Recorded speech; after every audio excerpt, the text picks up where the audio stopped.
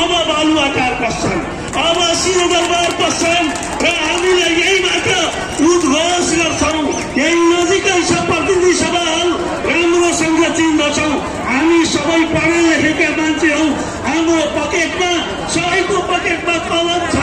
अब त्यही पसेर हामी शिक्षा हामी आफै लेख्छौँ, जारी गर्न फर्किन्छौँ।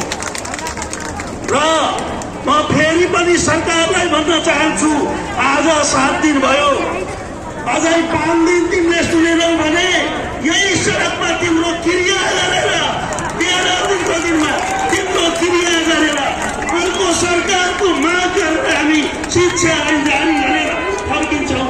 आदरणीय साथीहरू, अब तपाईँसँगको आउनु साथीहरू, यसपटक अन्तिम र निर्णायक लडाई हो, जितेर मात्रै जाने हो।